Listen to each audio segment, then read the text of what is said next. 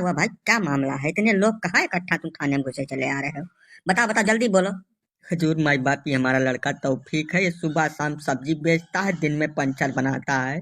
ये इनके गांव में इतने दिन से सब्जी लेके जाता रहा है। ये लोग पकड़ के इसकी दुर्गति कर दिए हैं, कल बहुत बुरी तरीके से मारे हैं।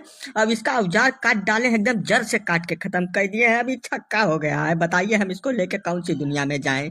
ये जुल्म किया है इन लोगों ने मिलके। इसमें सबसे आगे पेलई काका है, उसके बाद ये प्रधान जी हैं इनके गांव के। ये लोग मिलके हमारे लड़के को बिल्कुल एकदम छक्का बना दिए हैं। ये बताइए इस दुनिया में क्या हो रहा है? हम लोग इतने दिन से गांव में रह रहे हैं। अब उस गांव के बगल में ही इनका गांव है। बताइए, इतने दिन से सब्जी साग बेचा करता था हमारा लड़का, अब ये अचानक में पागल हो गए, उसका काट डाले हैं बुरी तरीके से। अब मारे हैं उल्टा लटका के इतनी बुरी तरीके से कि बोल भी नहीं पा रहा है हमारा लड़का। बताइए आप। हाँ हजूर, अब देखो लड़के को क्या बना दिए हैं ये लोग। बताओ, हमारा सबसे बड़ा लड़का यही है, सबसे बड़े लड़के का ये हाल कर दिया। अब इससे शादी कौन करेगा? हम नहीं समझ पा रहे हैं। इन लोगों को सजा मिलना चाहिए। पलई प्रसाद जी, प्रधान जी क्या कह रहे हैं ये लोग?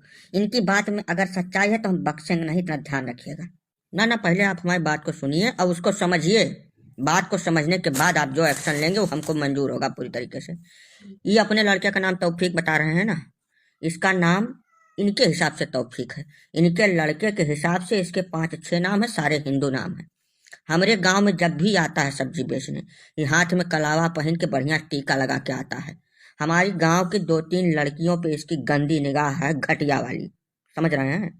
इसके ऊपर हम बहुत दिन से नजर गड़ाए बैठे थे। वो तो कल शाम को हम टीवी में देख रहे थे कि दिल्ली में कोनो लड़की की इसी की मानसिकता वाला कोनो लड़का पहले हत्या किया, उसके बाद 30-35 टुकड़ा में काट काट के उसको फ्रिज में रखा था। वो देखते ही खबर हमारी खोपड़ी सनक गई।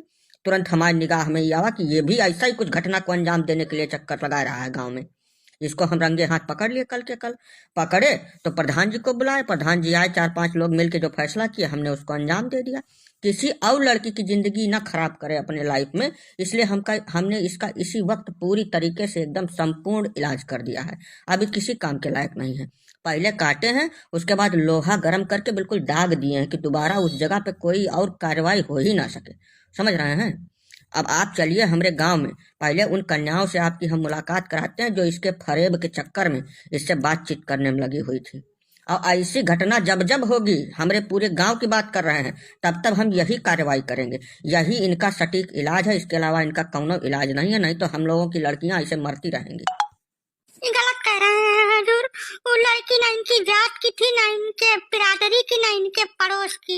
उससे इनका कौनो रिश्ता नहीं है, कौनो लेना देना नहीं है। फिर भी हमें लड़के को मार के छक्का बना दिया है। हे सलमा भाजी, चुपचाप खड़ी रहो जहाँ खड़ी हो, ठीक है? हमारी जात कुछ नहीं है। जात का नाम तुम लेना मत यहाँ पर।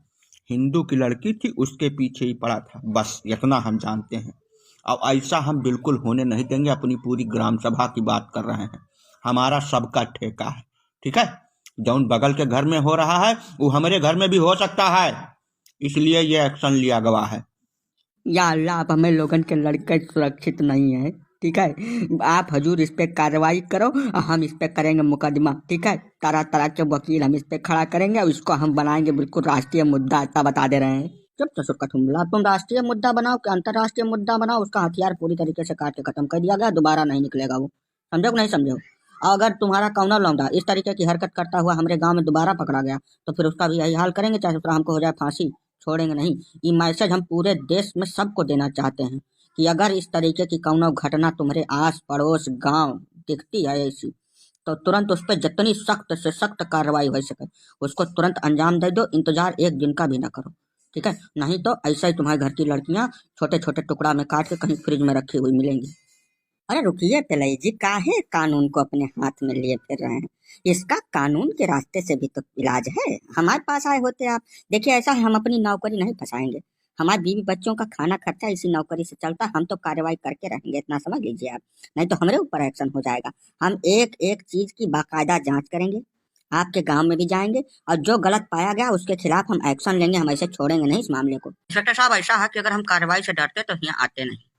इसने गलत किया है, उसके बाद भी छाती चौड़ी करके आके थाने में आपके सामने बिना मतलब की पैं पैं कर रहा है, तो हम तो सही करके काहे ना आए आपके पास। आप चलिए, जो उचित कार्रवाई हो उसको करिए।